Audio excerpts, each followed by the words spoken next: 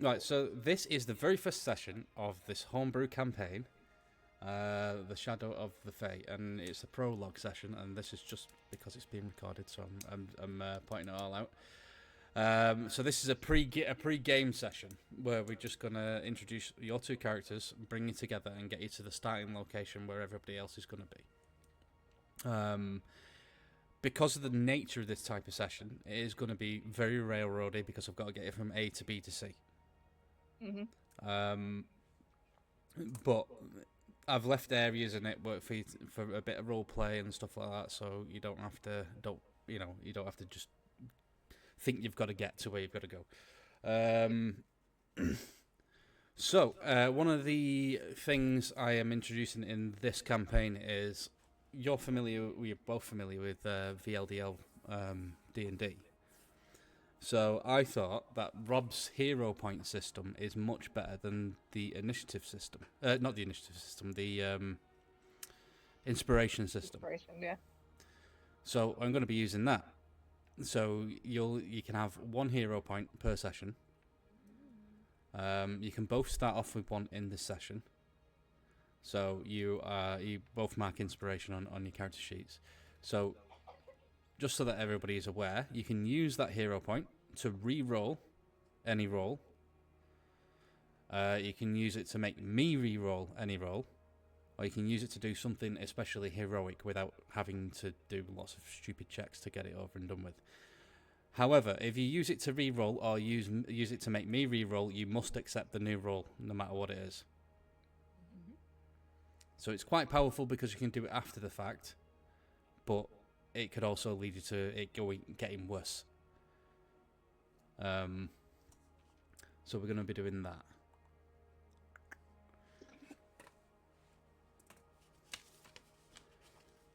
There is obviously we're using the herbarium as well, so there's a lot of crafty type stuff that you can do with herbs and stuff that you might find, and you both should have some recipes now on your character sheets of stuff that you already know, and you both should have some components of things that you might want to create at some point, so you're not just starting out with nothing. It's like you've collected some things.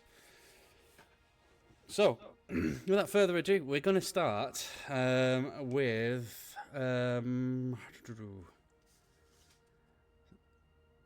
want to pronounce this name right. Help me, Rebecca. What is it? Vaneryra. Vaneryra, right? Okay. Because I was looking at it, it was like there's like 3 different ways I could pronounce that name. So Vaneryra, right? We're starting with you. So I've got a bit of read aloud text. If you've got any questions at any point about the world or anything that's going on or anything on your character sheet, don't hesitate to ask. Honestly, it doesn't really matter. We can do it. That's what this is about. It's about finding your feet. So you find yourself in the forest around 150 miles south of Hammerforge. It's been 2 years since you left Mistborn Wood. Although this forest has no official name, it is known by traders as Nightmare Wood. You've heard tales from traders on the road of creatures leaving the wood in the night and attacking camping caravans nearby and dragging people off into the woods never to be seen again. The forest is shrouded in a sombre gloom, the dense canopy above barely allowing any light to pierce through.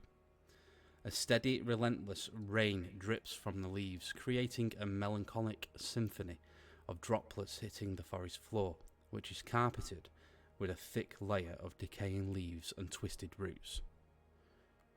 The air is thick with the scent of damp earth and rotting wood, making each breath feel heavy amidst the gnarled trees. Desiccated bodies cocooned in thick, glistening spider silk dangle eerily, swinging slightly in the wind. Their hollow eyes stare vacantly, and the rainwater runs down the pale, shrunken faces, mingling with the intricate patterns of the webs that encase them. On the ground, more cocoon forms lay, strewn about, half hidden among the undergrowth. Adding to the macabre tableau, the silence of the forest was broken only by the soft patter of the rain and occasional rustle of unseen creatures, amplifying the sense of unease that permeates the air. You look around, and just as you're about to investigate these bodies, you are set upon by 5 spiders. Each almost 2 feet long, they jump from the trees around you, hissing with venom dripping from their fangs. You quickly dispatch 4 of them, while the 5th rears up, hissing in front of you. I need you to roll initiative.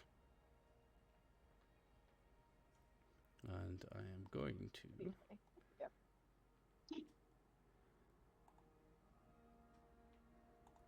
Oh, it looked like a 15, but it's a 5. Oh no! You should have an initiative Yeah. bonus. Would be a lot. Oh, 3, so 8. 8. Okay. So it's 8 I'll see if I can show you guys why that looks like a 15, but you might not be able to see. Is it? Yeah, yeah, alright. Yep. Right, It's so you just get like an 8. a branch. These guys. I'm gonna have to do this in Foundry because it's stupid. Where is the rare features? Oh no, I can do it there. Plus 2. My D20.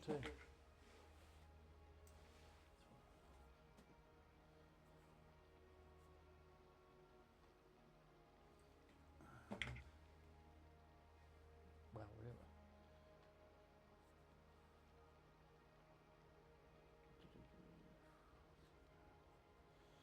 Okay, right, I'll load up this map and then you should be able to, we'll get on with it. Nope, not that one. Activate.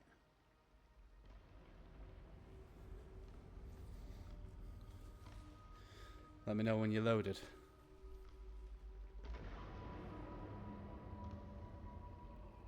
Right, I should be in.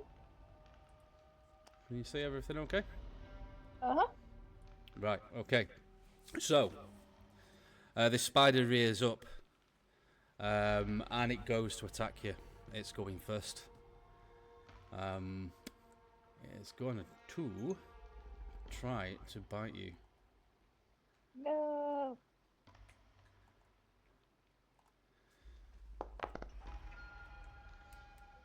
Right, what's your armor class? Because I think that's going to be a miss. 14. Yeah, that totally whiffs. So it rears up to bite you, and you're so dexterous, you manage just to nip out of the way. That's going to end that spider's turn, so now it's your turn. Brilliant. Love that. Okay. I'm not going to be able to use the longbow because it's already close up. So let's go with the longsword, shall we? I'm going to try and hit it with my sword. Okay, make an attack roll.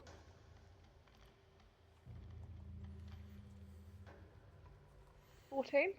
14 is a hit. Yay. Give me some damage. Lovely. Where is my D8? Are you a D8 or are you a D10? You're a D10. Okay, here we go. Ooh. 8 plus 2, so 10. 10. How would you like to kill this spider?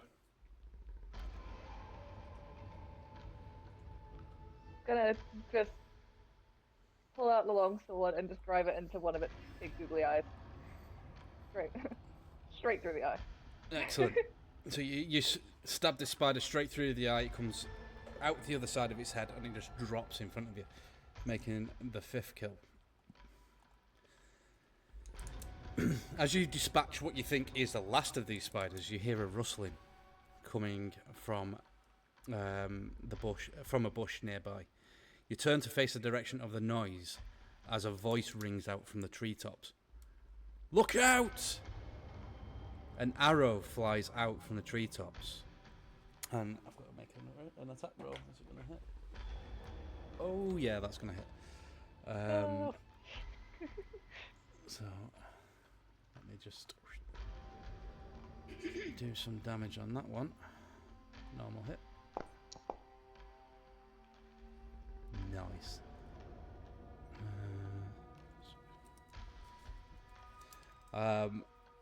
Yeah, and you see this. You see this arrow fly from the trees just behind you there. And then you see this large brown spider. It resembles a tarantula, but it's got really long legs, and it starts rushing towards you. And here it is. I'll roll some initiative for that one as well.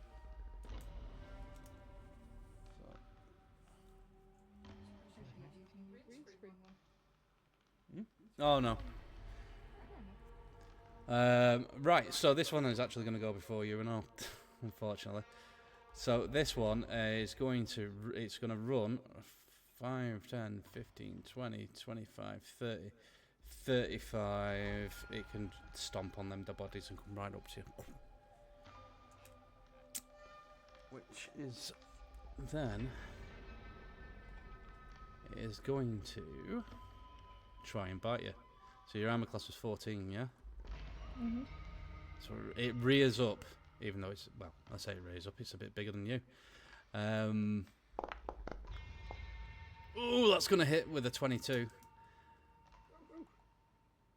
It's a normal.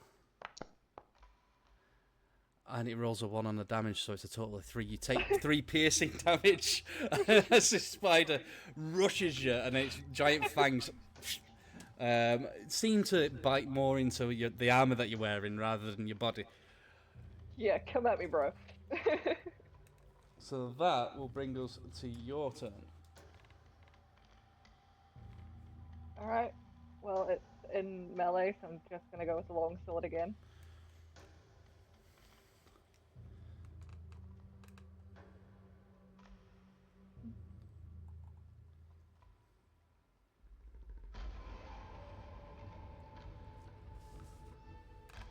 Oh.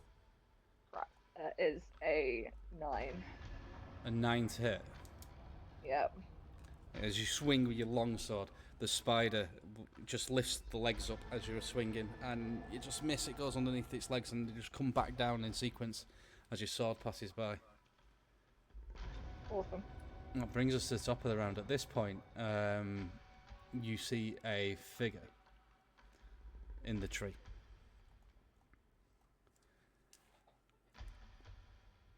Let's have you make a perception roll, because even though you can see him, he's still got branches and everything around. Oh, that's a nat 20. Natural 20. Okay. Mm-hmm. So, this is your older brother, Arden.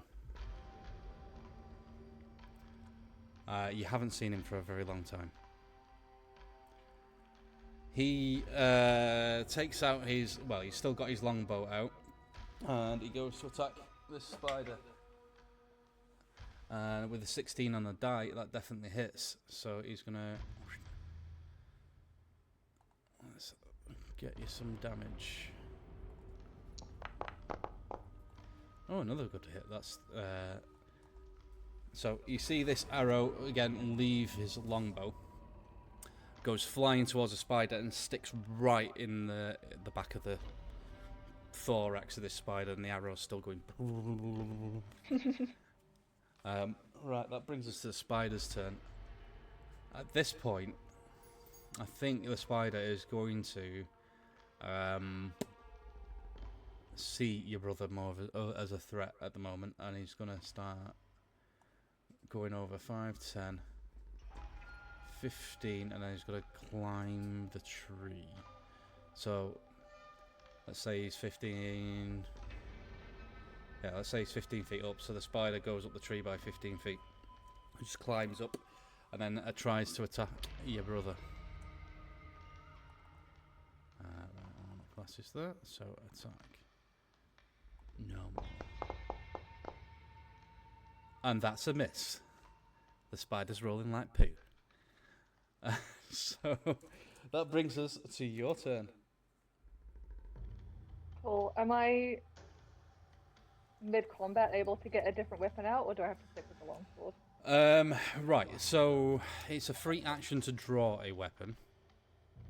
To put your sword away would technically have to take up like your bonus action or something like that, but I would let you drop it onto the floor and you can pick it up I was later. gonna say, could I just like stab it into the ground next to me and Yeah, then grab the absolutely, yeah. longbow? I'll do that. And see if I can get him with my longbow.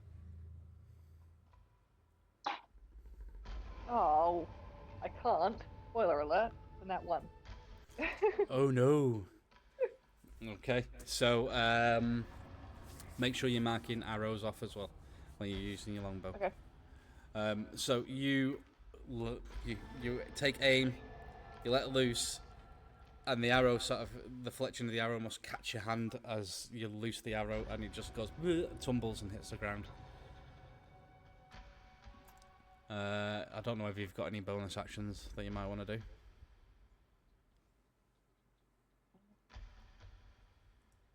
Get rid of an arrow.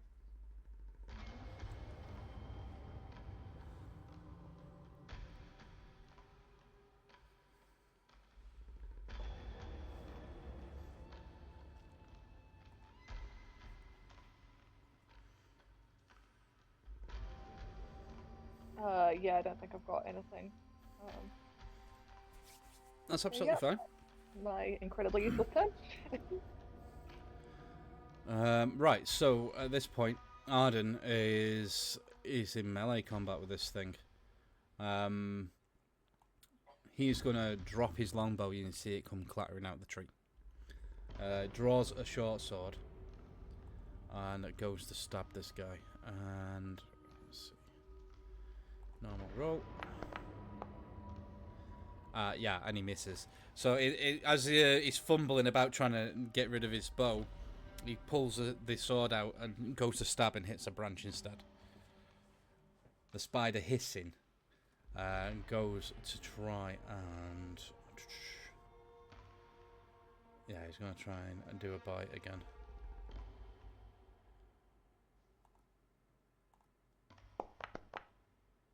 Oh, that's going to hit. That's a 20 on Arden. Oof. Give some damage. Ooh, 11 points of damage. Damn. And... Let's hope he's not as squishy as me. Jumped. Right, so he gets... Pace and damage.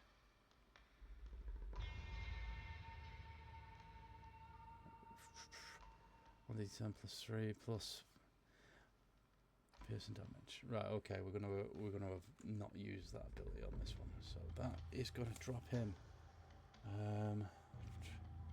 Let's put the weapon on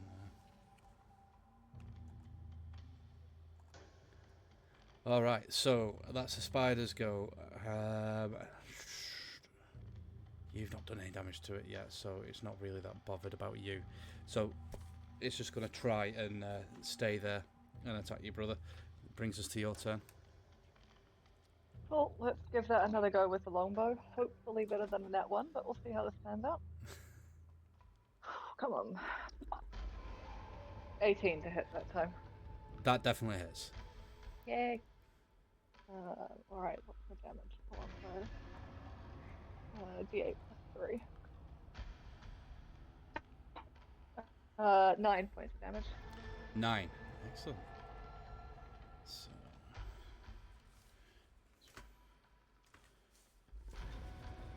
This thing is starting to look not so healthy now. I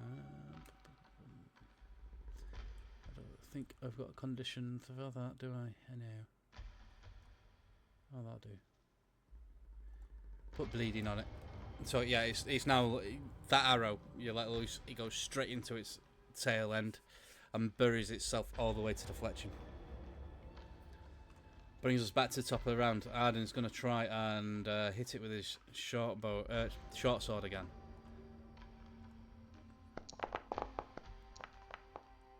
Really? And that's another miss. He's finding it hard in the trees. So what he's going to do is going to try and climb down and out of the way. He might take an attack of opportunity from this, but he needs to get out of the way of this spider. So he starts climbing down the tree. He's very dexterous. He's an elf. He gets to the bottom, so he's 15 feet away. The spider is gonna give him a bite attack.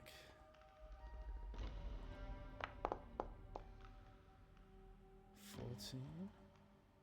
And it misses him as he gets to the bottom. So he goes down 15, 20, 25, 30 feet, grabbing his longbow as he runs past it. So that brings us to the spider's turn. Now you've done some serious damage to it. It's not happy. It climbs down the tree 15 feet and straight back over to you. It goes and opens up its massive mouth, and it's going to try and bite you. And that's a natural 20. Remember, you've got that hero point. Yeah, it might be time to use that, quite frankly, because I think I've only got the 10 hit points, so yeah. Can you reroll that, please? Yeah, alright. Very early, I know, but I also don't want to die. Well, it went from a natural 20 to a 2.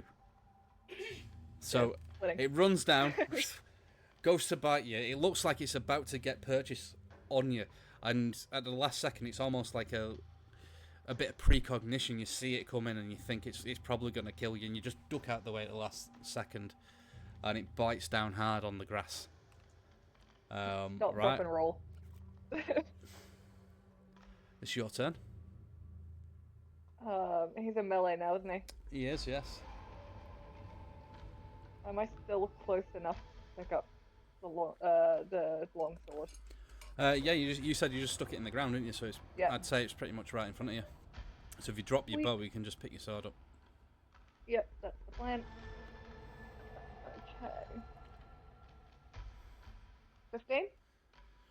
15. Does a 15 hit? 15 just hits it. Okay. Oh, no. Crap, it was a 14. Sorry. That's not going to hit, is it? No. It's not, unfortunately. Thank you for being so honest. That's alright, I was looking at my dagger, not my longsword. You swing and you hit the spider, but it sort of slides up its natural armour, and you hear the sword scrape on its carapace. But that brings us back to the top of the round. Arden's going to try and hit it with the longbow from behind.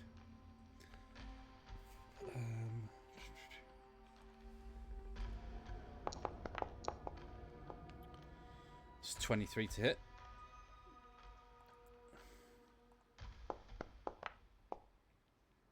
And it does 11 damage. Which is enough to kill this sucker. So you see Arden, he sees that you're in trouble, and you last minute you pick up your sword and you try to hit it, and it just scrapes off. He quickly drops his short sword, draws his bow, aims carefully, and lets an arrow loose, and he goes straight for this the spider's head as it's rearing up. He goes straight through the back of the head, and you see it poke out the front just in between its eyes, and it drops down to the floor. Let me change up this music a little bit. What have we got?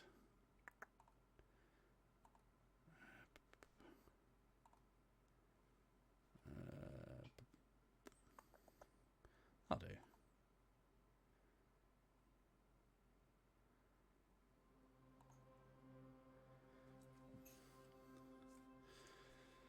So, fight's over.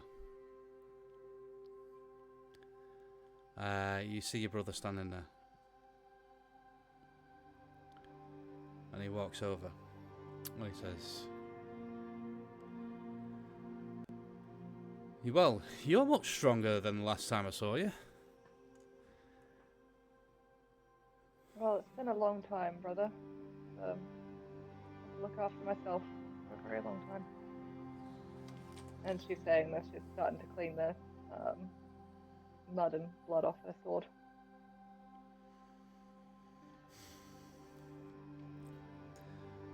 Well, actually, let me bring up a picture. I've got some pictures here. Should be doing that. So,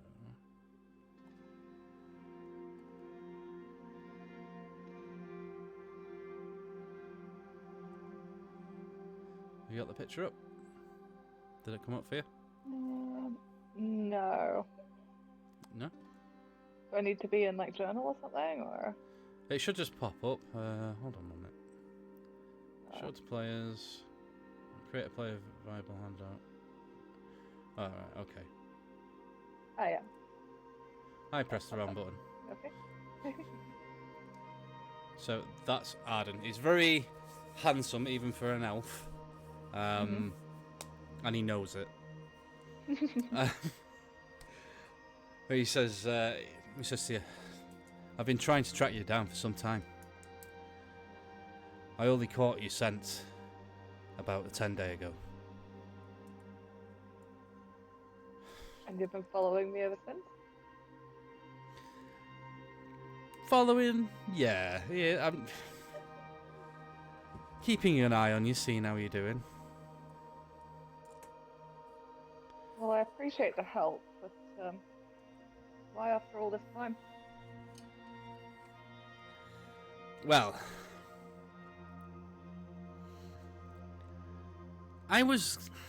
Mother and Father gave me a mission. It came directly from the king. From King of Avalon. But it's a bit diplomatic, and you know me, I don't like that sort of thing, and I immediately thought of you. You thought of me? I thought of you. Really? Well, you know, let me tell you. This mission, I've been tasked, or Mother and Father are trying to task me, with escorting this young Eldrin. I don't know if you've heard the tales. Whispers here and there. Well, these Eldrin, they're from the tribe of the Last Ones. They came over from the Feywild a while back. You were only young when it happened, so I wouldn't be surprised if you don't know. But this young Eldrin is the first one to be born on our plane, and she wants to go and explore the world. And I was asked if I could escort her and keep her safe. Now, that's kind of not in my wheelhouse. I much prefer the life of the noble, hanging about the village. You know me, the ladies. The life of as little effort as possible. Yes, I'm aware. Hey, I do some work. Yes. Well, you seem fairly good at killing spiders. I'll give you that. So, I figured, I'd come and track you down, and maybe it might. I know you our parents don't get on very much, or very well. But perhaps I thought if you do this, they might at least see you in a different light. I'm not interested in their opinion, but more importantly, would this annoy them? What, that you were going instead of me? Probably. Sounds like a good enough reason. Well, if you're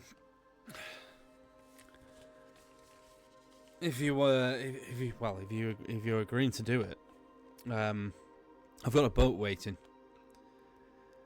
It's on it's at a fishing village called Grindwell. It's just on the coast. It's about 2 days' travel from here. We head directly west. You know, there's a little sleepy village.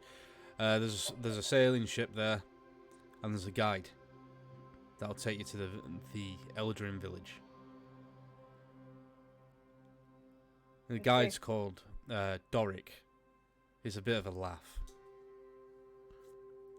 And the village, it's called Schwavness.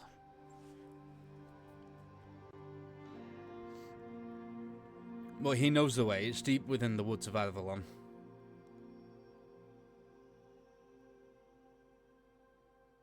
How long will it take to reach the Celadron? Well, I estimate from here, you've got 2 days to get to the coast.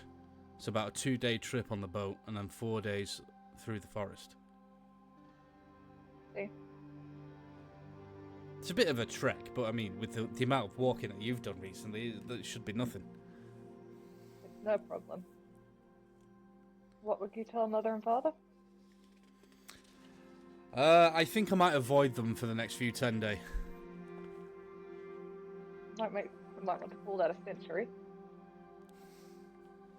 Well, I'll have to face them at some point. But once you're you're on the job, it's too late, isn't it? They can't exactly send me out then. True. And she gives him a quick hug and says, "It's good to see you after all this time." It's good to see you too. And I'm glad that you're keeping yourself well and safe. Try not to take on too many giant spiders, though. Oh, you're no fun.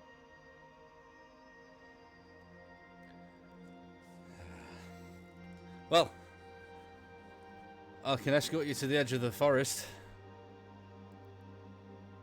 Thank you. I like that. So, you head out. There's nothing you want to do here before you move on? Would there be any point in like collecting venom from the spiders or having a look at the bodies? That's entirely up to you. I can't tell you whether there's any point. I haven't had a look at any, like, would I need components for anything? Could I just do like a general investigation check, like a quick look around? Absolutely. If you just want to have a quick look. Yeah, why not? Oh, that's not gonna be good. That is 8 total. 8 total. Alright, okay. How many arrows did you use? Was it 3? I think it was 2. 2? I only marked off the 1. Because I think I had to go with a long sword. Yes, you did. And then it came back at me. So I know I used 1 and maybe used 2. Right, I will say with that 8, you recover 1 of the arrows. Cool. And it's still in a usable state. The other one that you buried in the spider, it's when you pull it out, it's the head's gone and the shaft's splintered. You have a look around the bodies. You pick up about 10 pieces of copper. From the bodies, but these bodies have been in here quite a while. Some of them are completely drained. There's nothing really usable. Even all the clothes are all shredded, and some of them are in various states of decay.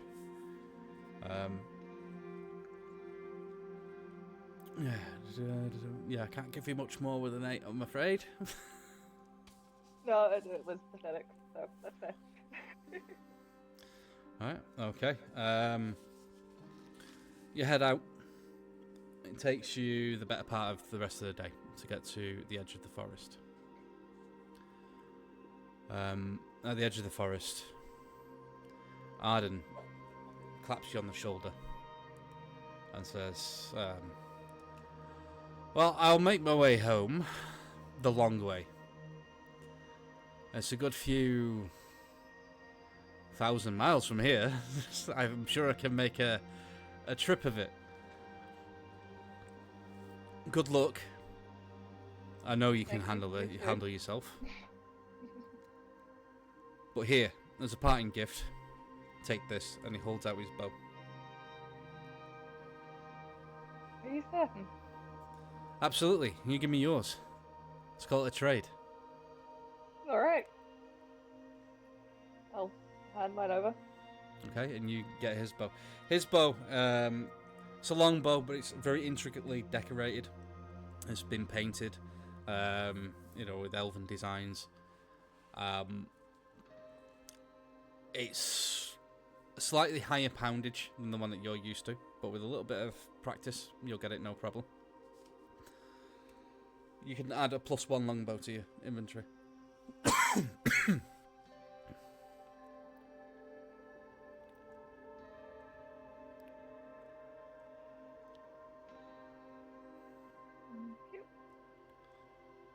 How does one do that?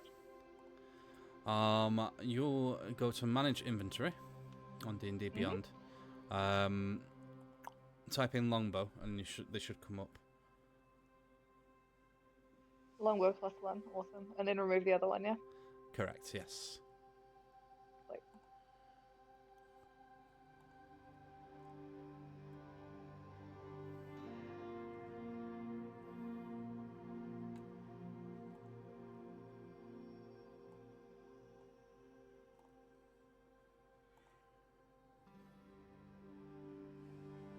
Cool.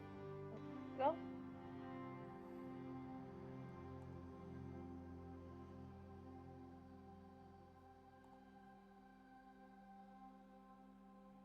Perfect. Sorted? Right. You spend the next couple of days getting to this village on the coast. It's a sleepy little fishing village. It's a very low population, maybe about 20-25 people live in there. A lot of the houses look like they've been there a long time. They were all constructed of wood. Some of them are in better states of repair than the others. It's sort of a typical little coastal village. There's a couple of fishing boats arrayed around the dock, and there's nets, and you see some guys that are working on some of the nets. At the end of the dock, you see a much bigger ship. It is a ship, it's not a boat. It's got 2 masts, sails, and you see at the end of the dock, where at the bottom of the gangplank, there is a small figure. He is. Let me get my journal entries.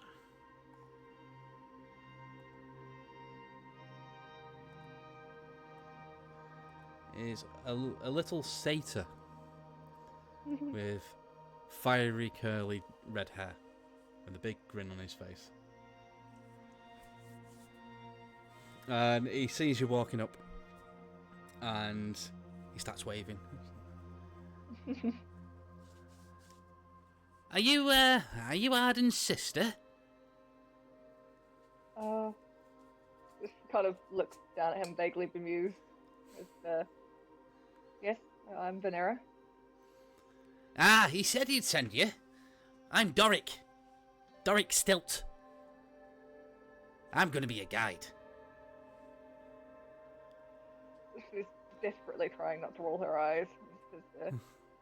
Pleasure to meet you. Yeah, he as you said that, he gets a big grin on his face and he starts stamping his little hooves on the floor. It's like, well, if you want to come up on the ship, we can set sail. It's going to take 2 days to cross the Ring Sea to the island of Avalon. Very well. And she just sort of ignores the gangplank and just bolts over the side. As you get up on the boat, he shows you. He takes you to a cabin. He's like, "This is where you can stay. There's no bed. It's just a hammock, but they're quite comfy once you get used to it." It'll be much more comfortable than what I'm used to. Well, you can put your things in here. thank you. Alright. Anyway. So what sort of things do you do then? I don't do much. I just wander, really. Wandering. It sounds exciting though. You must meet lots of new people. Oh no. I haven't met new people for a very long time. Really? No I people? try not to. Wow. Sounds a bit lonely then. Well, I'm used to it. Oh. Well, I suppose each to their own. There's plenty of people where we're going though. Oh, good. Excuse me, got a bit of a dry throat. So he shows you around the ship. Yeah, introduces you to a few of the deckhands. Neglects to introduce you to the captain. But you can see over the journey to Avalon that he is very much enjoying being on the boat. He's helping out wherever he can, swabbing decks and making himself generally useful.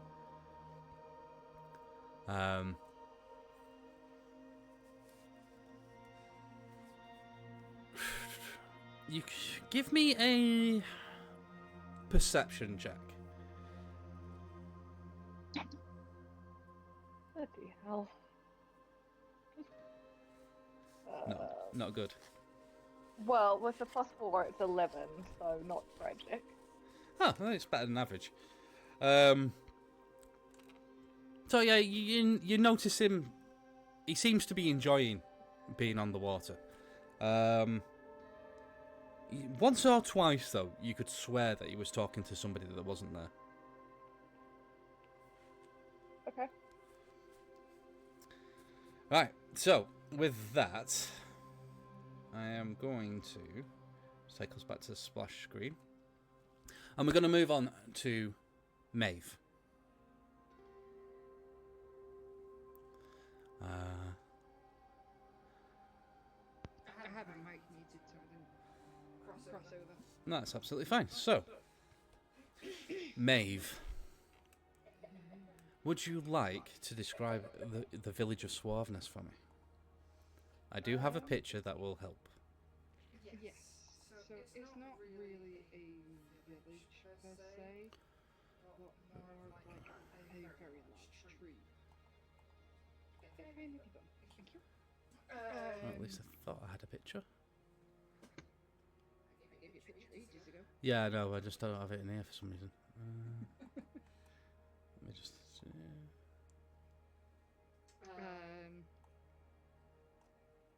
Swagna is it's a home for the whole family. It's not just one separate house. It's for each person. It's a tree that has been lovingly grown Oh, there we go. and cultivated to accommodate the family. There we go. It's we've all got our own rooms, we've all got our own places, but everything is shared.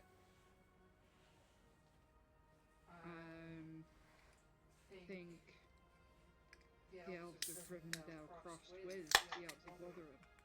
It's serene, it's peaceful, it's wild.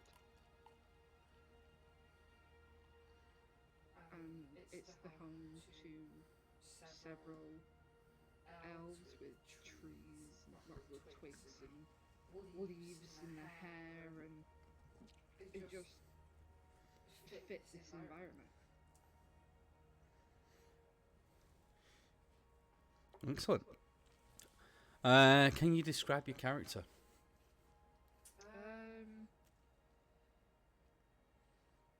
Maeve is very hard to camouflage. She has great big wild tangles of red hair. She's got long, slightly strangely long elven ears.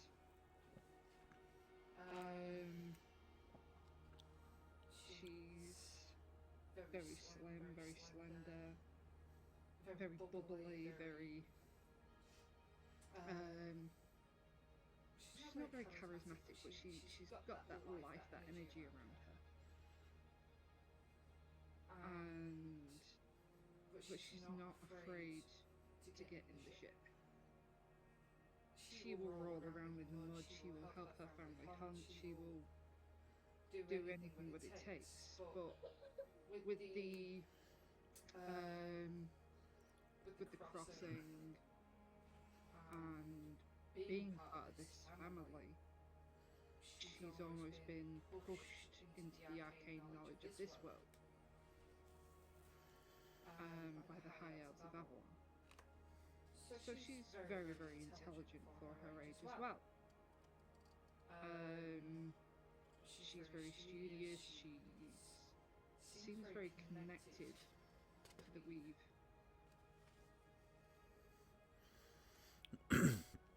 Right, okay. So you're at home in your village, and you're going about your daily business, whatever Maeve normally does during the day. As your grandmother approaches you, and I've got a picture for that too. Your grandmother. So your grandmother approaches you. She's dressed in a traditional handmade green dress. Her long silver grey hair is flowing behind her as it catches the wind. She comes over and she says, "Are you excited, child?" And a smile creeps across her face, showing the wrinkles that are still there. And the crow's feet as her smile reaches her eyes. I'm very definitely excited. I'm just... I don't know how... I don't know the world yet. Well, I've heard tales from those high elves that came by. Oh, I've heard them too. But it's not the same experience here. Just remember, child, the world can be a dangerous place. I understand. But everywhere is dangerous. I'm going into West Country. As you say that, a little creature bobs up on your shoulder and looks over. Where are you going? It just starts curling up around your neck. There. Where's my treats then? You know what I'm eating now. As you look, it's gone to sleep. Trade yourself out then. Flip it into my hair. As you put this like fey weasel in your hair. Would you like to describe what Dara looks like? Dara is the cutest little weasel that's oddly seems to be touched slightly by the magic of the elves here. He's covered in little oak leaves all down his back Okay. and puffing off his tail. It won't let me show you the picture from the thing, but I brought it up on the video, so people will be able to see it. Yeah, so the sort of oak leaves, especially the ones that are almost like an orangey gold colour, blend in with your hair, and it half gets camouflaged as it nestles down.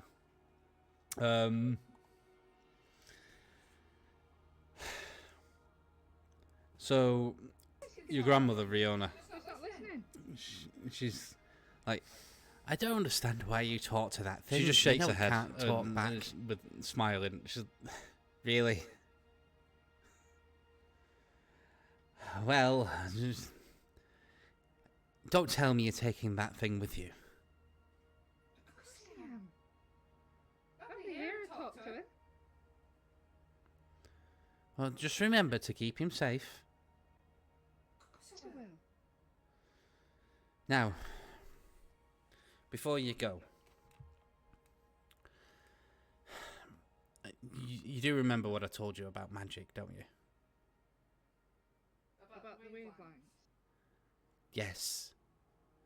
Yes, of course. Magic in a rush can be dangerous. It could be exciting though. Do you know how to find the weave lines? Sure, I'll find it. Well, you know how to make a divining rod. Yeah, of course. Well, you can use that to find the lines. Here on Avalon, where they're all together, you can't discern individual weave lines. But as you go out into the world, you'll be able to track them. But just remember, magic on the weave lines is dangerous. Yeah, it'll be alright, Grandma. Well, if you're so set on going, I've got a little something for you. And she reaches into a pouch and she pulls out a small leather pouch and hands it over. What's this? If you're going to go into the real world, you need currency. I never needed anything like that before. Did you not listen to a thing that those elves said? No, because they're fucking their ass. Well, you need currency to buy things. Like food and shelter. I know how to make a shelter, and I know how to make my own food, Grandma. Fine, just take it anyway. I'll take it because you've asked me to. Do you look in the bag? Yeah. There's some rough uncut gems, which you've already got in your inventory. So as this conversation is going on, something catches Riona's eye and she turns to the edge of, I suppose, this little village, even though it's really just one or two trees. And she says, it looks like your escort is here. At least Doric is. She says with a look of confusion spreading across her face. Unless I'm very much mistaken, that is not Arden with him. Would you like to describe your character now? So what does Riona and Maeve see? Vaneryra is a very tall, pale, slender elf. She's got very, very long dark hair, very fierce golden eyes, but very, very serious, not very smiley.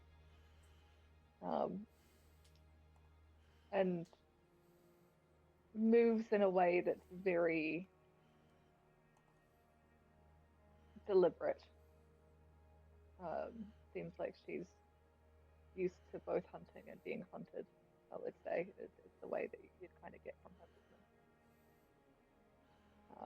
movement. Very careful but confident.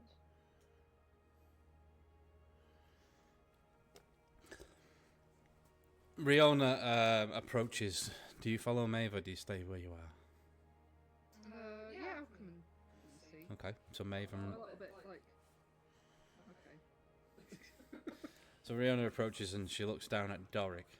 She's like, who is this? This isn't Arden. Arden was supposed to be coming. I was told that Arden was coming. And Doric looks up with a bit of a mischievous grin. Well, it's change of plans, Grandma. And when he says Grandma, she slaps him round the top of the head. What have I told you about calling me Grandma? Well, this is Arden's sister. She's coming instead. Arden says she's better anyway. And she's a very nice person. She didn't once hit me at all on the boat. Everybody else calls your grandma. Why can't one person call one person? Because he is a mischievous little shit. So am I. Yes, but your blood, darling. It's easier to forgive.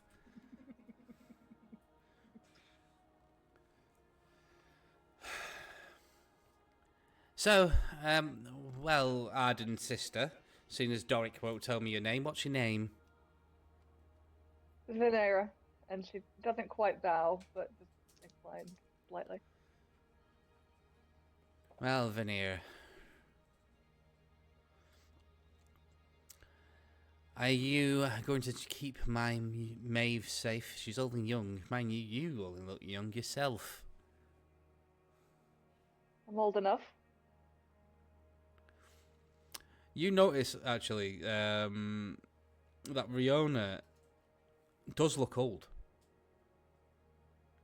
Normally, in your experience, elves don't really age when they get to about your age, a little bit older.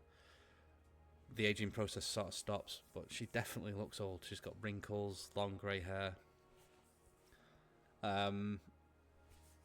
So it's a little bit unusual.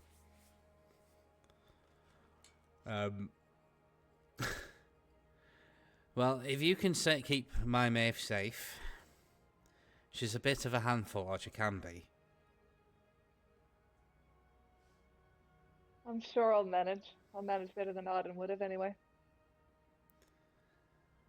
Well, really, I've heard nothing but good things about your brother. He's a good man. Well, if he saw fit to send you, then you must be just as good, I suppose. Vaneryra turns to Maeve and says, "So I take it you're the one I'm to be escorting?" I'm gonna assume so. Pleasure to meet you. Hi. Vaneryra's trying not to smile, but not quite managing it. You know you don't have to be so formal, right? It's just my way.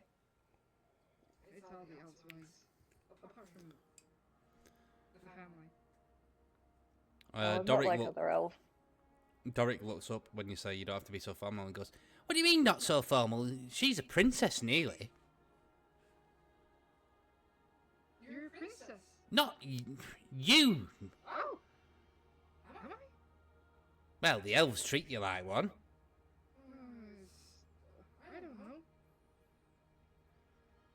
I am who I am. I ain't no fucking princess. So I shouldn't address you as your highness. Oh god, no. Good. You just gotta be wary. Hey, do you know, they follow a really strange god here. He's really funny. Oh, Merlin is brilliant. I'm Vivian. I've just never seen him. It's the only place that follows these people. Nowhere in the world have they brought this religion to this world. It's a bit strange. But I liked it because there's lots of mischief involved.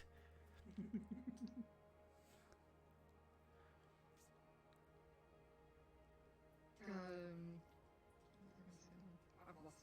I've gone. Okay. So, if you are you ready to go, Maeve? I think so. I need to go and grab my bag. Grandma, are the horses still there? and your grandmother goes with an open-handed slap again to hit him.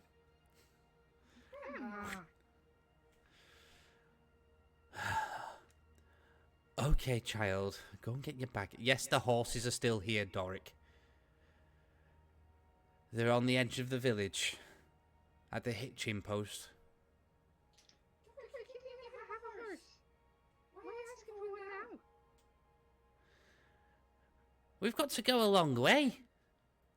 You walked a long way though. It's longer. What you gonna give Granny then? You what? Reciprocity. What you gonna give Granny then if you're taking our horses? They're not your horses. They were dropped off here by them wood elves.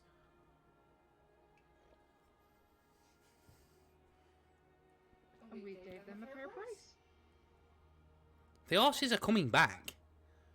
We're only borrowing them. I'm going to bring them back when I drop you off in the city.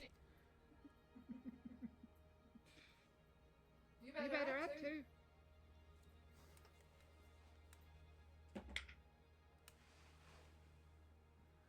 Make a perception check, Maeve. In fact, you can do one as well. I'm going to call you Van for short. Perception 15. 15. Not sticking your fingers behind your back either. 16 total. Okay. So you go off and get your bag. And Doric leads Vaneryra over to the horses. There are 3 horses already saddled and ready to go. There's some saddlebags and places to put all your belongings, so you're not having to carry it on your back. How long does it take Maeve to join you? Longer than expected. Because I'm sort of going scrambling around going, oh, I've got to take this one. I've already packed last night, but it was like, I'm having that last look around the room going, oh, I can't forget that. All the time, Dara's just still curled up on your head.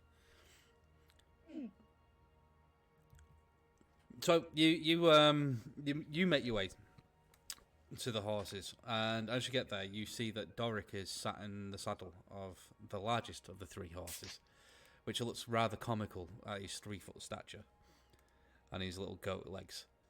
But he's sitting there, tossing something up and down. Looks like a little leather pouch. And he's grinning at you.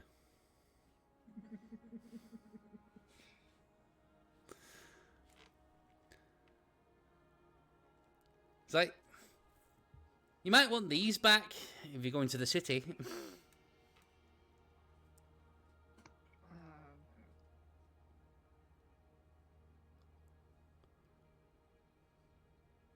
just checking something. That's fine.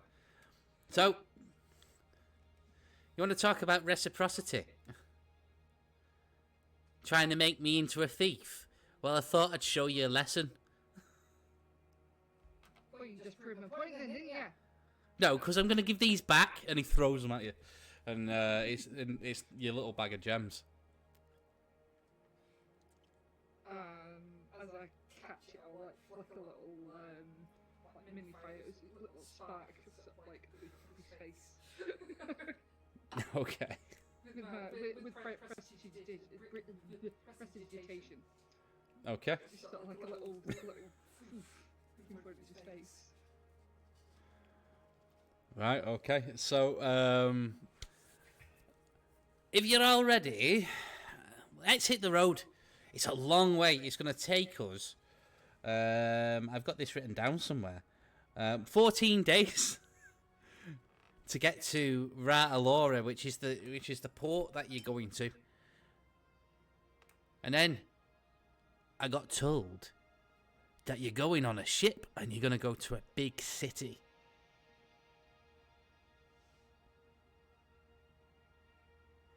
I don't know how to feel about that yet. But we'll see how it goes. Well, it's your adventure. That's what you wanted to do.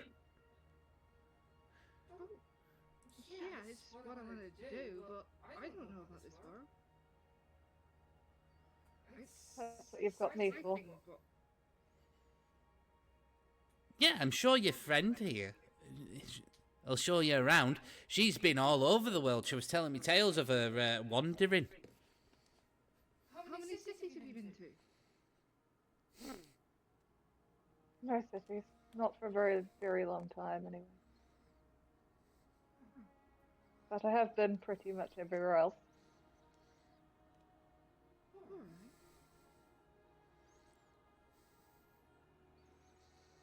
Does everybody live in trees? Not everyone. That's a bit boring. And you're gonna get like loads of these little stupid questions all 2 weeks.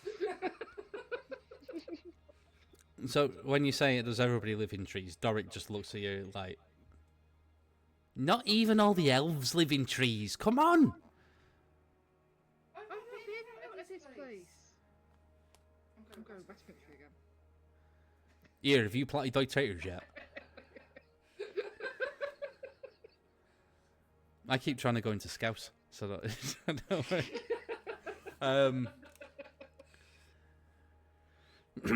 You might never have been out of this place, but you've heard stories. Yeah, but you never get the full picture.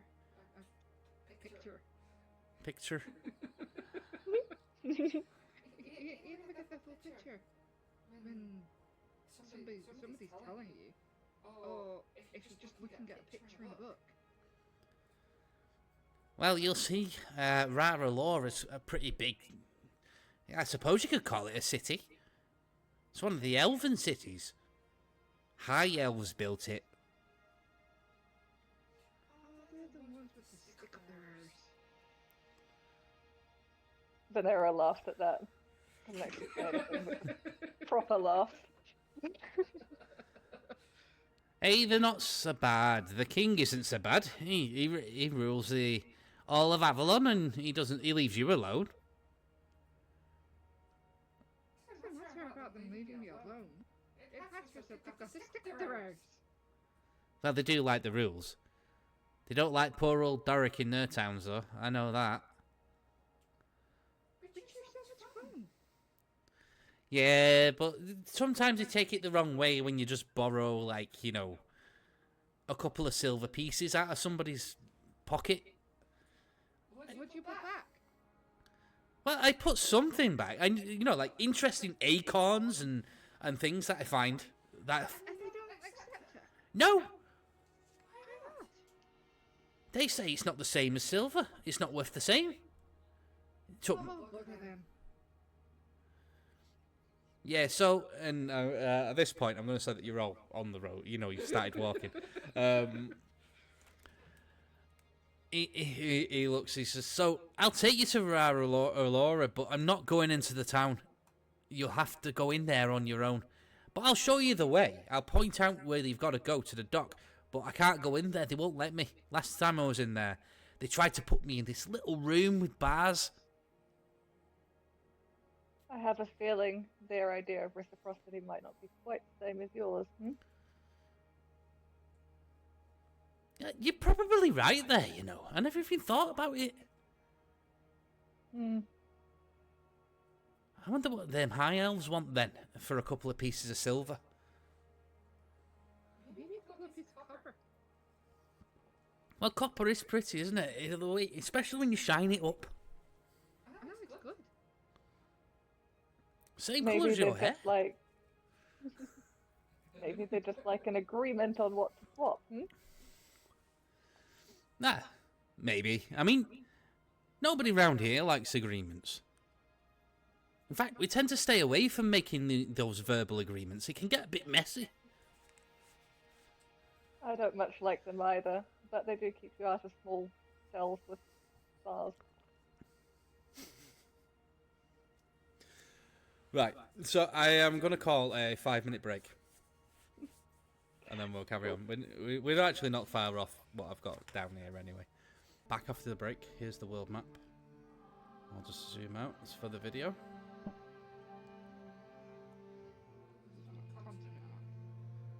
Well, yeah, it's a continent map, but it is the world as far as you guys are concerned for this campaign. Yes. So, Van, you started in this wood right here. You should be able to see it. Pingin. Okay. Yep. And you've travelled from there to a coastal village, which is about here. Mhm. And then you've gone straight across to there. Mhm. And the village where Maeve is right here. There's a little elven tower poking out of the woods. Okay. You are now heading for Alora, which is up there. So, you've got this... The roads that you can see marked on are like the absolute major roads. There's obviously lots of little villages and stuff here, there and everywhere. So you're travelling across a major road up through this forest, and you'll be coming out at Alora up there. Mhm. So you've been on, let's say you've been on the road, you're about halfway there. So you've been on the road for about 7 days at this point.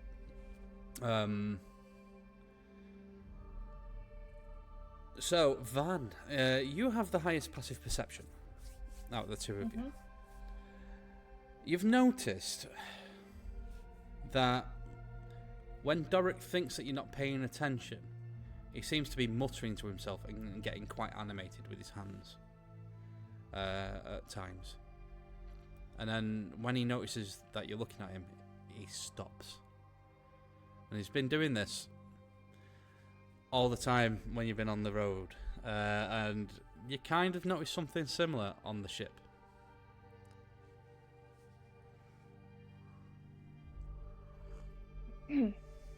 Maeve, does he often do that? Have I noticed it at all?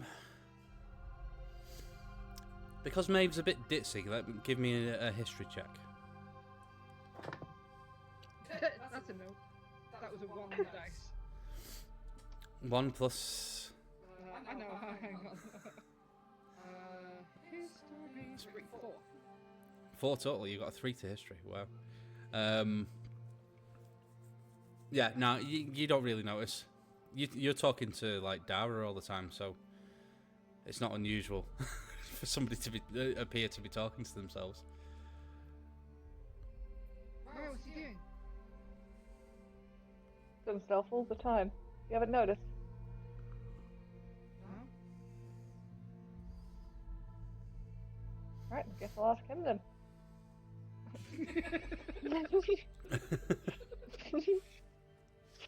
And just picks a horse up to Doric and says, exactly who are you having these animated conversations with?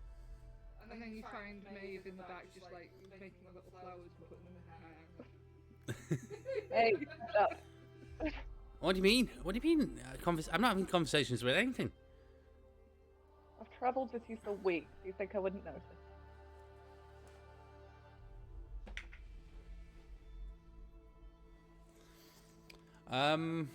Make a perception check. It's not going to be enough.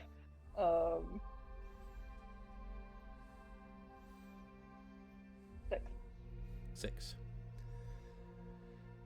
As you confront Doric, you feel your sword belt get loose, and then you look down just in time to see it fall to the ground. And Doric goes, "I told you guys to stop it! Stop it! Stop it!" He pulls up a horse and goes and picks up the sword and goes, alright, what's that about? Come on. You hear next to your ear a little voice say, "We're only having fun." And who exactly am I talking to? "Us? You're talking to us?" And then you hear like a little zzz, like wings. And Doric's like, "Look, if you're going to be trouble, you can't come along. I'm telling you, you can't come along." Doric? What are you doing with the dividers? Well, they be friends. Yes, we're Doric's friends. We keep him company when nobody talks to him.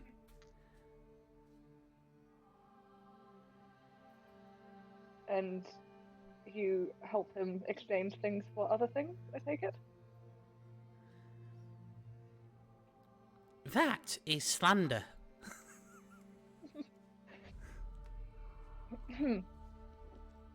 Well, I don't think my sword just dropped to the ground all on its own.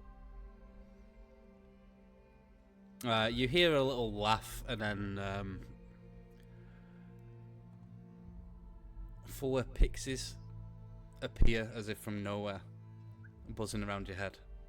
I thought if you something like you.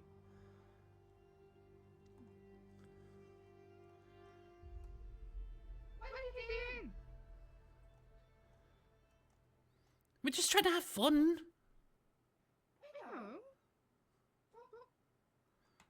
Stop making fair is that? Well, what else is there to do in the woods?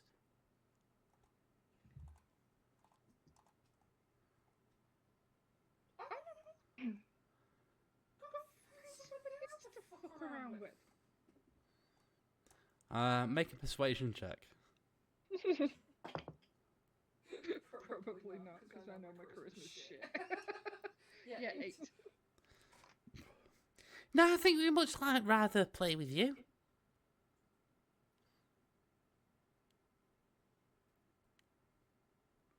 I'm drawing a blank. And Doric says, No, come on now. You've got to go. You can't come with us. You know, remember what happened last time we went to the city? and the lead pixie sort of buzzes past and says, Yeah, they put you in that little room, didn't they? For days. Yeah, and he wasn't very present, so bugger off, will you? he's going to make a persuasion check.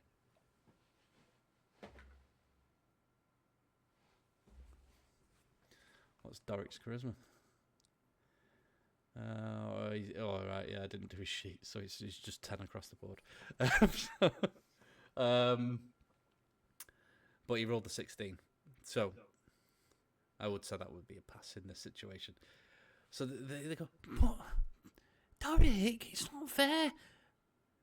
Look, this road is well travelled. Go and find somebody else to buzz about and have some fun with. And then, when I'm coming back with the horses, I'll meet you.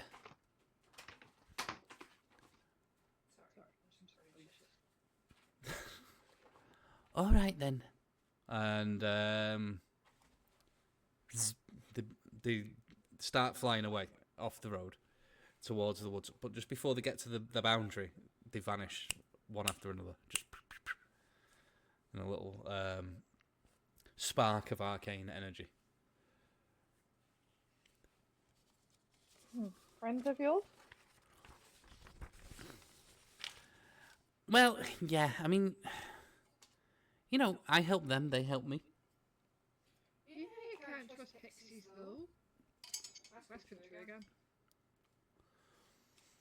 It's alright, I've gone into full scouse for Doric, but it suits him, so I'm going to stick with it. I'm going to write down on his notes now that he's a scouser. He goes, yeah, but I mean, reciprocity, isn't it? You know, if I help them, they help me, and sometimes they can be really fun. We And like to other play times they tricks on help you to people. a small dark room. Yeah, that was a bit unfortunate, it was, but I mean, you see, like the wood elves, they're a lot of fun to play pranks on. They don't really mind it so much, but them high elves, like Maeve says, they're a bit stiff. That they are. Nicely. They wear all these pretty clothes and shiny armor and swords, and they think that they're all like knights or something. It's a bit weird.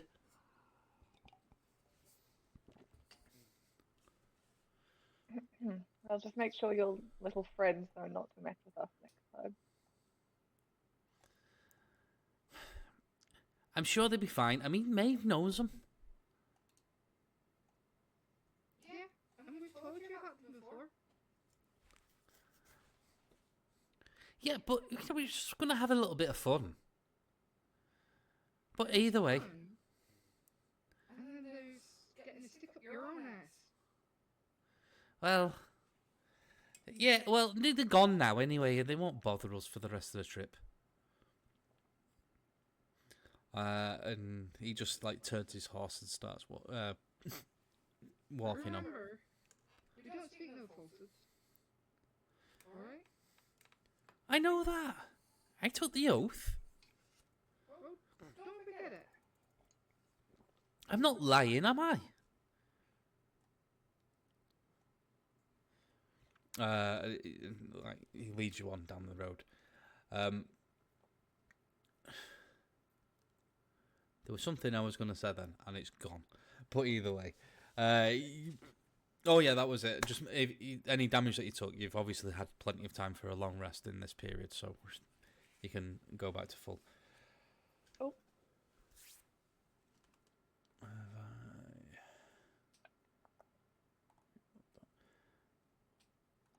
then activate that. I'll put you back on the world map for now. So, another 7 days goes past. It is now the 6th day of light bringing. So, I don't know about whether Van would be celebrating the new year. Not all elves would. But the new year was like 6 days ago. It's up to you whether you want to make a big deal of it. Knowing her, probably not. Maeve wouldn't either. No, Maeve's got her own special holidays, haven't you? But it might be something that you guys might want to talk about, because with Van being a wood elf, they're actually, in this world, they're the closest relation to an Eladrin. So you might share quite a lot of the same things. But as this the 14th day of travel, so the calendar is correct right now, if you've still got it up. No, I don't. No, sorry. You emerge from the forest road. It takes a second for your eyes to adjust to the increased light in front of you. Sorry. You see a breathtaking tableau of elegance and grandeur, set against a backdrop. Backdrop, yeah. No, I'll say that again and I can cut it out. No. So, yeah, I've got really dry throat tonight. It's probably the temperature. Well, yeah, so set against the backdrop of towering, snow-capped mountains that rise majestically into a sky dotted with fluffy white clouds. The city itself is an architectural marvel, with graceful spires and domes with golden caps, shimmering under the bright sunlight. These structures are interconnected by a series of ornate stone bridges and aqueducts, arching elegantly over a serene azure river that winds its way through the heart of the city. Excuse me. Lush greenery and vibrant gardens are interspersed throughout the urban landscape, with tall, slender cypress trees and blooming flowers adding splashes of colour amidst the stone. The riverbanks are bustling with activity. Sleek elven boats glide smoothly over the water, while small groups of elves can be seen along the shores, engaging in trade, conversation, and leisurely strolls.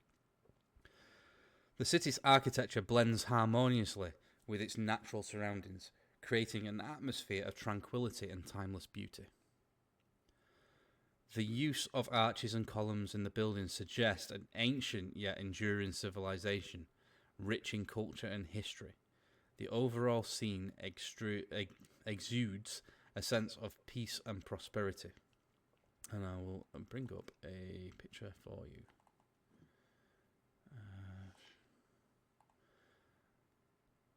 There you go. The city of Ra Alora.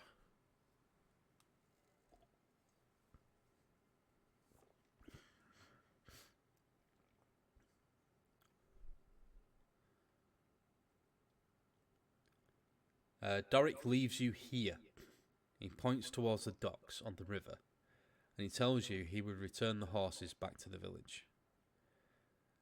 He says, I can't, you know the story. I told you I can't go back in there. If I go back in there, they're just going to take me back to that little room with the bars and that, and one meal a day. One meal? I mean, who has one meal? Quite a lot of people.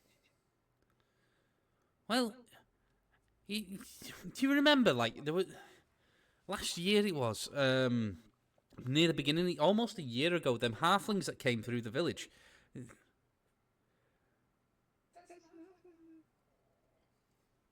Well, they came through, they stayed for a couple of days because they wanted to talk to your grandma. And they were talking about how they have, like, first breakfast, second breakfast, 11s, dinner, and then they have, like, tea and supper and stuff. And I found that was great. So, you know, I thought, well, if the halflings can do it, I can do it because they're the same size as me. So that's why you put on a few pounds. Well, you know, I still exercise. I get out and about. Not apparently. Are you poking fun at old Doric? Of course I am. I tell you what, Maeve. You go on your little adventure and see the world. And stay away for a few years. It might teach you a bit of manners, eh? Wouldn't count on it. Me too, Doric.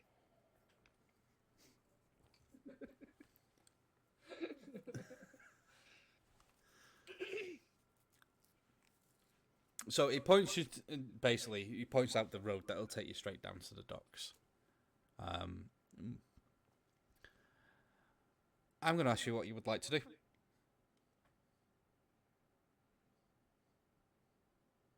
Maeve's quite nervous and sort of like going, did we ever decide whether or not I'd been to Avalon or not before? No, you've not been to Avalon. People from Avalon have come to visit you. I wasn't sure if we confirmed or whatever on that. So yeah, this would literally be the first time that she sees proper buildings and actually seeing the sky without trees and things like that. It's quite overwhelming for me. And Vaneryra would have been here, but a very, very long time ago. Alright, I guess we'll. Has Doric already taken the horses, or are we still? Yeah, he's tied them together and he's leading them back because he did promise Grandma that he was going to return them. Well, do you have a destination in mind, Maeve?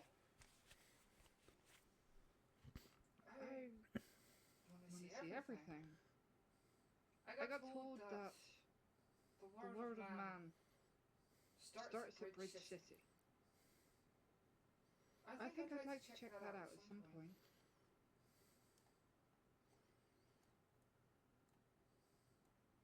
Out of game, how far are we away from Bridge City? Right, I will just close that. By sea, about 450 miles. So, a little way. But rest assured, that's where you're actually going. That's kind of why I threw that there. Okay, again, just in like out of game, out of character, what the best, like, what do you want us to do, basically? I know that. Well, the end of the session will be when you actually get onto the dock. So when I ask you what you wanted to do, it's in case you want to explore the city first. Okay.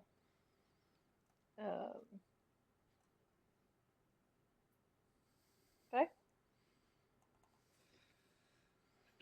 How late in the day is it, or is it literally? It is currently. I've got that on my notes. It is. You arrive on the outskirts at 8 a.m.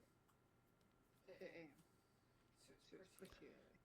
Yeah, it's pretty early.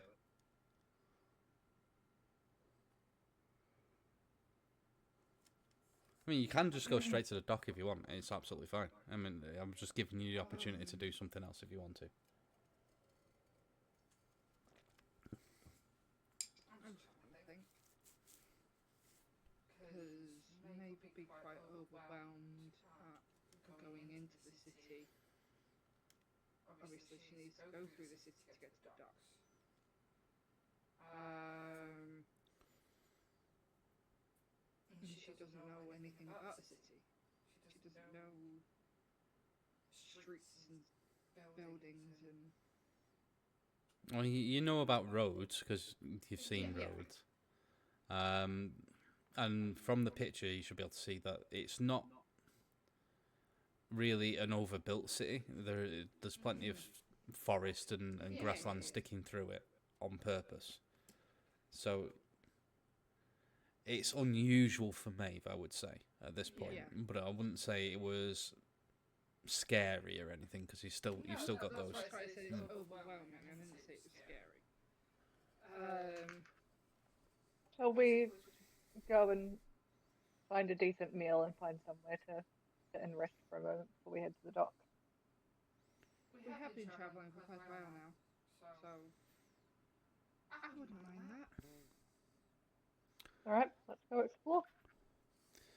All right. So, what are you looking for specifically? You're looking for like some sort of cafe or restaurant type deal. The version of like, let's go find some bread and cheese and a fruit, or like, you know, something that we can go and take, and then maybe go and find a green area to like sit down in, like a picnic kind of vibe. Oh, right. Okay. So you're looking for like just a food seller, I suppose, so that you can go and have your own picnic. I was going to say, like, this is an elven city, so they don't have the traditional inns and taverns. They are more like restaurants and cafe type places. But yeah, give me an investigation check, and this is for Van, and you can have it, because you've said you've been here before, it might be a long time ago, but you can still have it at advantage, because you know your way around the city. Investigation, did you say? Yes. I just realised your background's a GIF, Nick. You just realised it's animated? Yeah. With advantage, 11. 11. Okay, so it's on something like this, you can't fail it. It's just how long it takes you to find what you're looking for. So with 11, 11's above average. You kind of know where to go. You've got an idea of where, like, these, like, I suppose, food sellers would be, like an open air market type place. But it's been a long time, so you take a couple of wrong turns trying to get to this place. But, you know, after about 30 minutes or so of walking around, you manage to find your way to the market. There are all manner of stalls. So there's things from like that sell cheeses, and there's places that sell meat. There's places that sell vegetables and herbs and stuff like that. Anything you want is basically available. Depending what you want, it'll depend how much it costs. I feel like Vaneryra would just go for like, get her and Maeve like some bread and some cheese, a little bit of fruit, and find like a water fountain or something to refill the water skin, that kind of thing. Okay, so a bit of bread and cheese and stuff like that. About a copper, it'll cost you. Cool.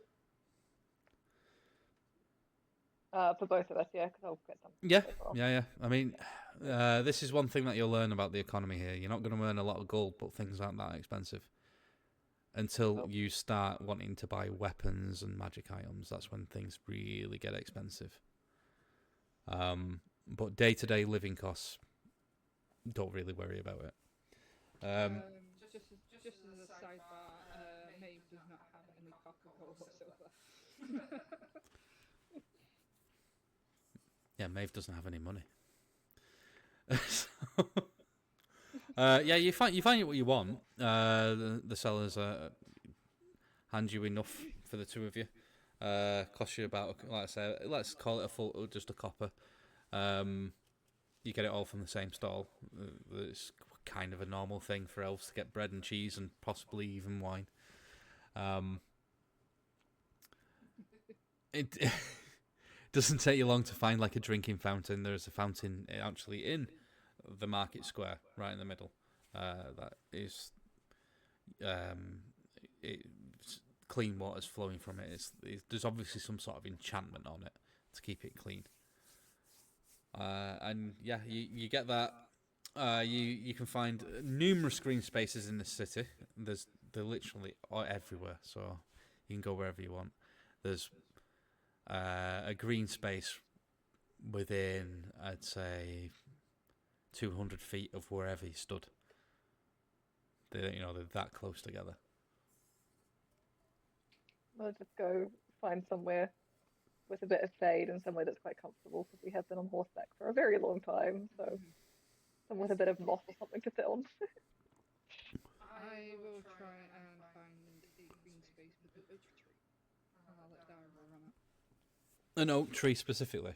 All right, give me an investigation check. That's an natural 20. Sure, you turn around. You're in the middle of the market. You turn around, and the first tree that you see is a giant oak.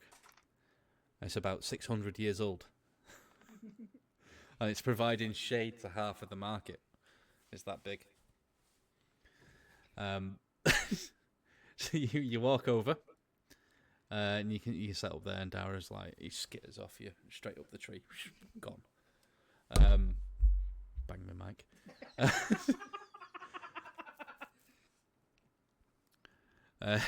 Yeah, you sit down and you can have something to eat. Maeve, give me a perception check. Oh, that's a 9 on the dice. I do believe it's +3 for perception? Yeah, +3, so 12. 12. As you've been walking around Alora, you have noticed that you've been getting a few strange looks.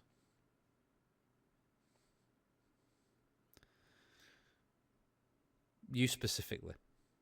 Yeah. Has Vaneryra noticed this as well?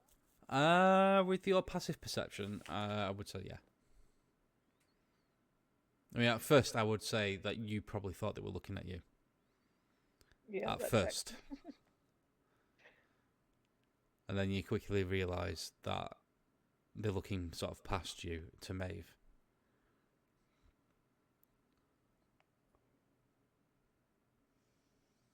I don't acknowledge it. That's fine. Yeah. Yeah, I feel like Vaneryra would much care either. She'd just be like, alright. She knows that she's from a different place. She knows that the customs from where she is to here are different. She's dressed different. She's bound to get some looks. Excellent. So you sit down, you start eating. After about, I'd say 5-10 minutes into your meal, one of the high elves saunters over to you where you're sitting under the oak. He is a very slim elf, long dark hair. If he was human, you'd think he was about 25, but that means nothing being a high elf. And he looks and he goes, ladies, would you mind if I join you?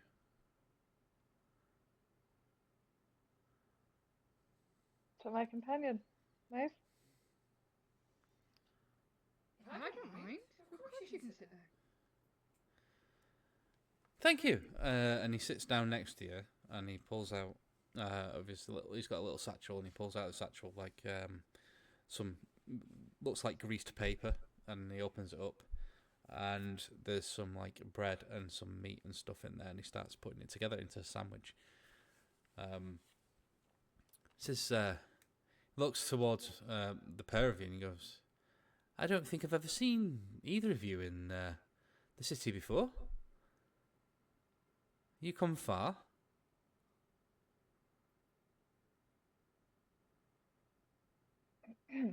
Some distance. I don't make a habit of frequenting cities myself. It's my first time.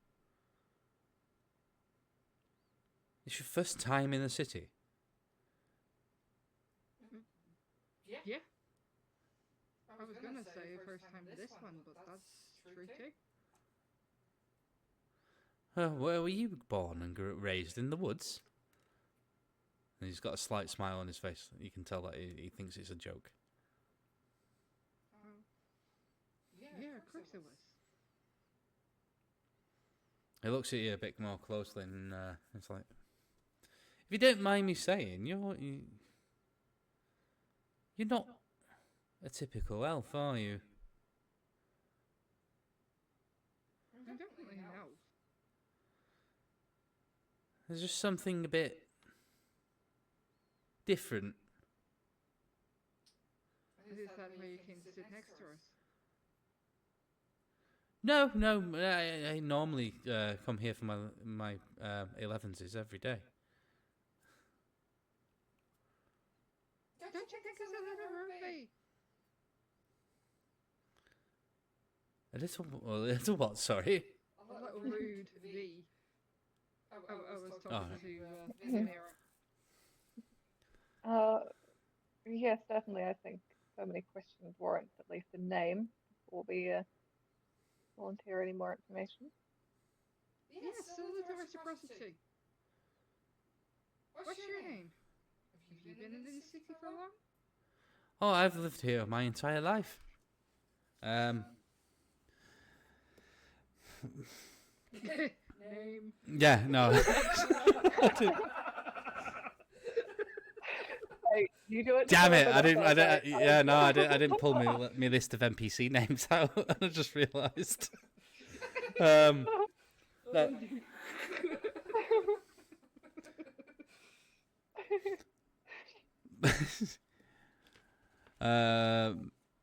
My name is Vance. Oh, And you are? I'm Vaneryra. Maeve and Vaneryra. They're interesting and unusual names. Not, definitely not names that you would find in a city. Not one of our high elf city. I can tell. You are of the wood elf persuasion. Oh, that's right. You guys like the apostrophes, don't you? The apostrophes. What do you mean? As a high elf, a lot of your names wind up with them like weirdly placed apostrophes in your name. Yeah, I suppose you're right. Yeah. Things. I think my name would kind of be more pronounced like Maeve. If you want to be like that. Have you got one of these, what you call strange apostrophes in your name too? Then. Well, I suppose if it makes you feel more comfortable.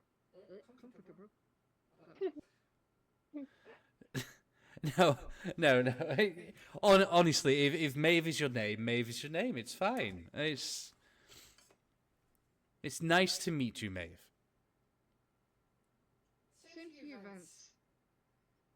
And you, Vaneryra. Thank you, but we best be getting on. We've got places to be, don't we, Maeve? Oh, hi. You want to call your little creature back? Well, if you're ever in the need of, a ring or two, or an enchantment, and you're back in the city, please look me up. You can find me on the main street. Vance's Enchantments.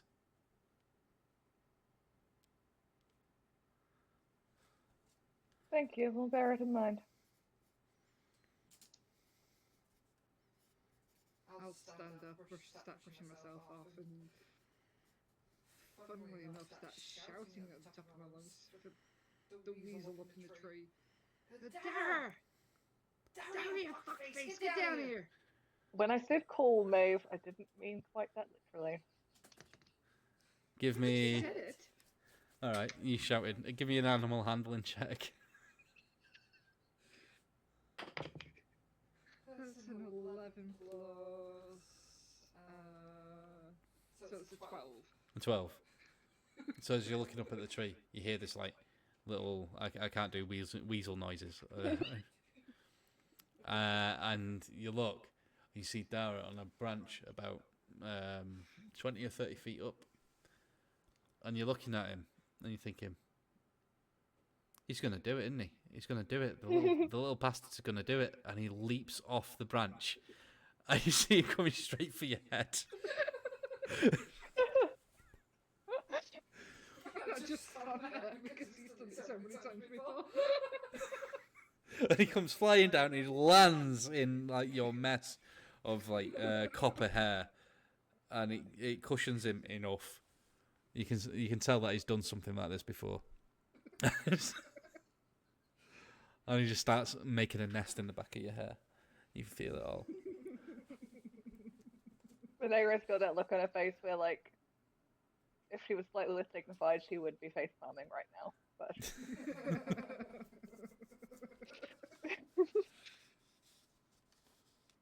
I just love the idea of being surrounded by freaking high elves staring at us, yelling at this freaking weasel. yep.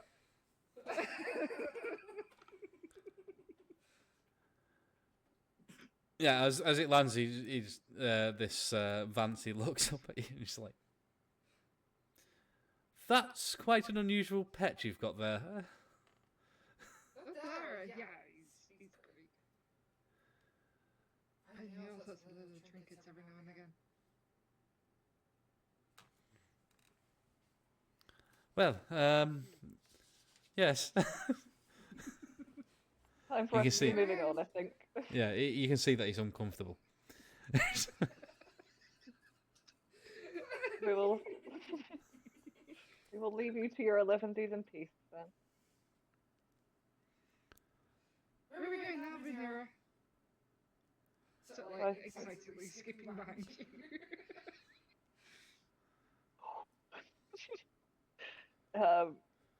She's just got like a little bit of like crusted bread left that she's just like wrapping up and putting away.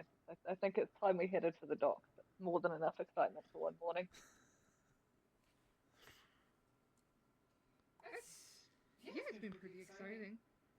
Nothing like, I don't know, chasing a deer through the woods and stuff like that. It's a little bit more exciting, but yeah, it's been kind of cool.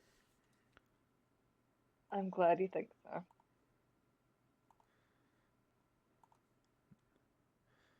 Okay.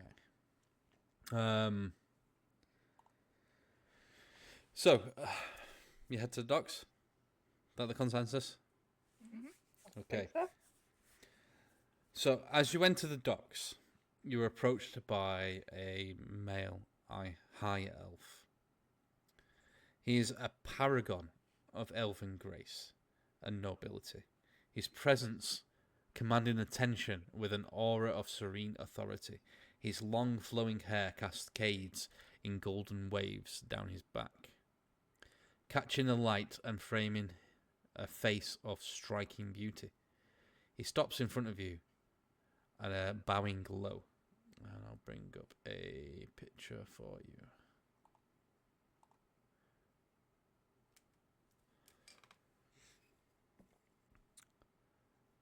He looks towards Maeve as he's still bowing. And he says, "Revered one." Look, he says, looking directly at you as he straightens up. "I am Tenon, ambassador to the king. And you must be Vaneryra. I was Indeed. told to expect you."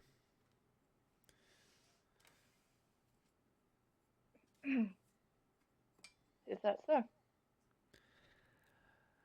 Yes. We got some how do I put this politely? We got received word from your brother that you would be arriving. It was rather intrusive. Next time you see him, I would appreciate it if you tell him not to use magic to contact me in my sleep.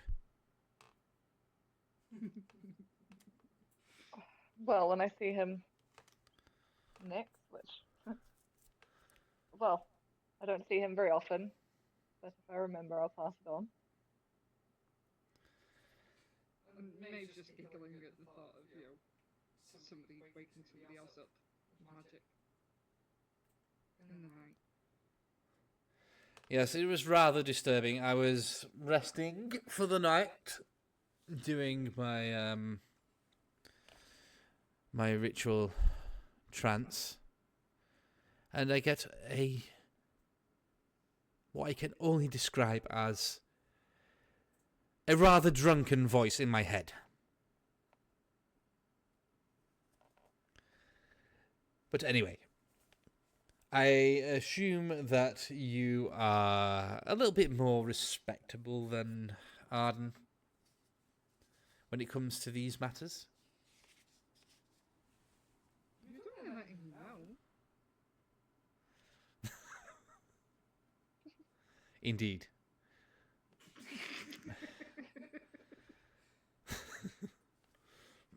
Arden and I, we have our own ways, whether or not mine are more respectable. Well, remains to be seen. Well, I Hello? trust you won't be using magic to disturb my rest periods. No, I certainly won't. I might. Maeve. You might, revered one, whenever you deem it necessary to talk to me as a king's ambassador, I will be standing by. Why do you always call why do all high elves call me that? It's getting kind of tiring. Just call me Maeve. As you wish, Maeve. If you would follow me, I will lead you to there's a ship standing by. We've made some discreet arrangements for the two of you. I believe you wanted to travel to Bridge City. Is that correct, Maeve? That's where a lot of the school folk told me would be the best place to start. Quite. It's an interesting place. We have managed to secure you with a room at the Golden Dragon Inn, and we have paid for 2 10-day as a courtesy.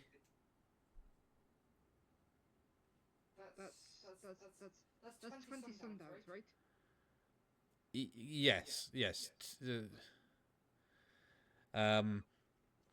That is, of course, for the pair of you. It's not just we secured accommodation for yourself as well, Vaneryra. We took the liberty of getting you a room with board, breakfast and evening meal is included for the 2 10-days. Is this is acceptable? It is. You can tell that he's kind of, even though he's presenting himself as this ambassador to the king, and he does have this air of authority about it, he's been quite subservient to you.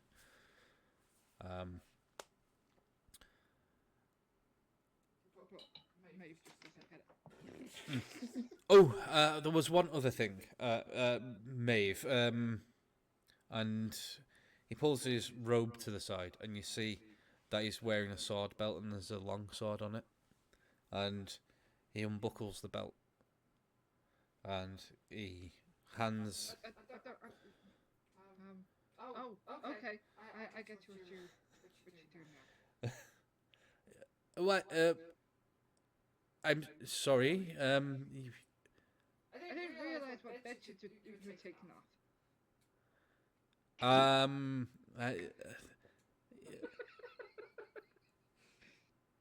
Make an intimidation check. Doing on the dice.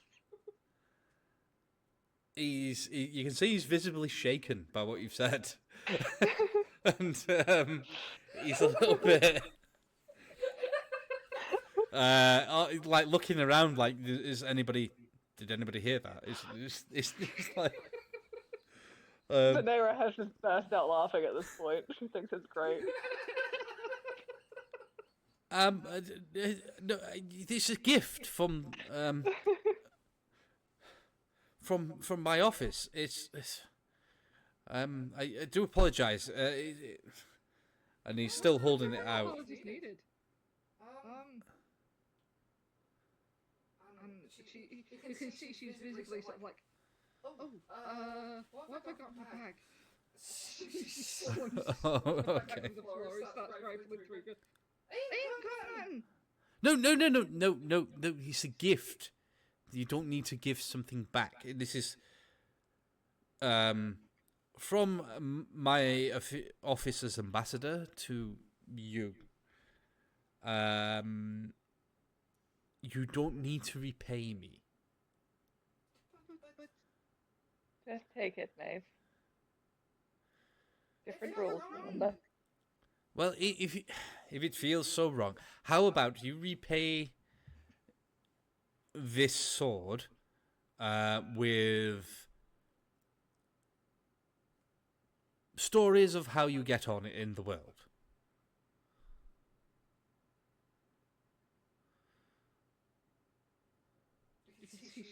She's visibly sort of trying to calculate, because she knows that she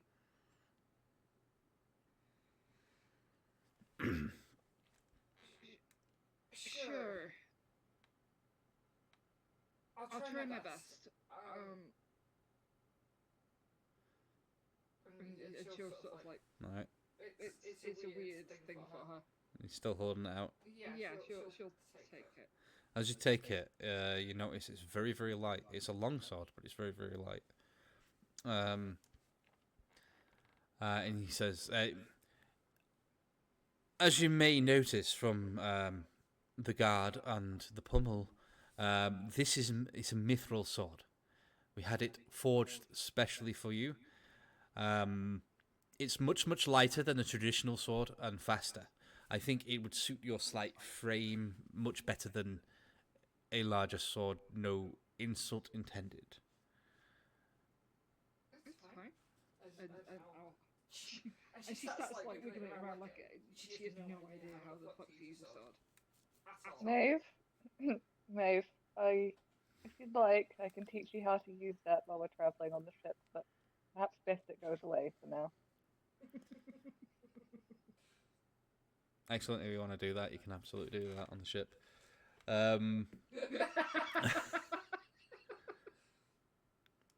Now, technically, Maeve has got proficiency. But if you want to roleplay, you learning how to use it, you can.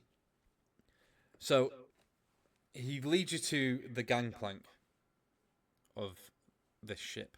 And you can see there's people milling about. There's dock hands and whatnot, unloading cargo and loading more cargo onto the ship. And he says, this is a ship that will take you directly to Bridge City. It's leaving here tonight,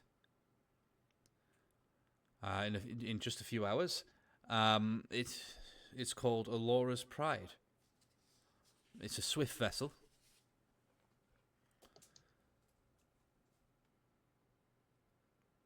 You can see it is an elven, not cargo ship, but it's a trading ship, but it's an elven trading ship. So it's sleek looking, looks fast in the water. Excuse me. You can see that they're unloading crates from the ship, and some of them are marked with like a dwarven stamp. And they're loading up barrels of wine and things like that would be produced on Avalon, Elven wine, onto the ship ready for taking on to Bridge City. Well, this is a ship. It'll take you where you need to go. Remember, Golden Dragon Inn when you get there. I was kind of hoping that Arden would be taking you because he knows Bridge City quite well. But I'm sure there will be somebody around that can point you in the right direction. But at this juncture, I must bid you goodbye. And he clicks his heels together and bows very stiffly, and his hair just falls down in front of his face. I will reciprocate it just to be an ass. And I will let my hair like drag on the floor. Make a performance check then. That's a 5 Uh, on the dice. so the ferret falls out of your hair.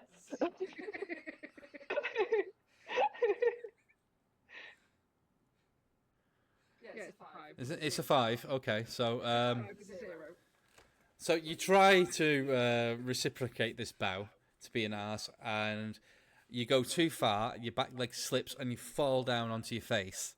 And Dara jumps out of your hair towards Tenin. I want you to roll a d20 to see what Dara does. So Roll initiative. a 1 to 10. I was going to say a 1 to 10. He leaps straight for Tenon and runs up his trouser leg. And if it was sort of above that, he just. So you got a 15. I've got a 15. So he dives out of your hair and then sort of like sits on the ground, sits up, and looks directly back at you as if to say, "What was that for?" I'm getting very like Draco Malfoy, like Goblet of Fire images right now.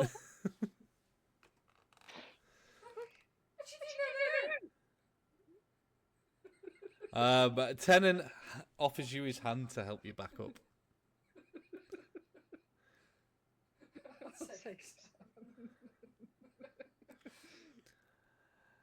I can see. I was going to warn you about the dangers of Bridge City, but I think Bridge City needs to be warned about you. I will. I will bid you adieu, and when you return to Avalon, hopefully after many adventures, you can tell us all about it and how you got on in the world. Well, I'll definitely try to come and see you again. And he turns and he walks away. And that's where we're going to end the session. You're in the place that you need to be at the time you need to be there. So that's all that matters. So the next time we will see Maeve and Vaneryra will be at session 1, when you'll meet all the other characters. Cool. And hopefully not get into too much trouble. Hopefully get to Bridge City at the end of session 1. Well, when there's like 6 of you, it can take a little while, so we'll see. But yeah, no. I hope you had fun. It was, Really it good.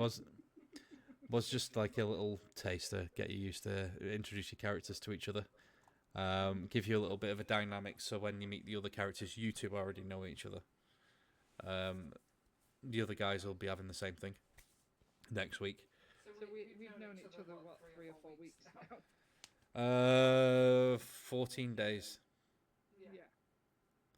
Yeah. So yeah, that's not even 2 weeks in the game world. Yeah. I will flip flop probably between calling them a 10-day in a week, but it's still 10 days in a week. Yeah. I've been traveling for a couple of weeks before that, right? Before we met up. You have been travelling for a total of 2, for 8 days before you got there, so just short of a week. Cool. You've obviously been traveling about the world. Yeah. In the meantime, so you've been wandering for at least 2 years.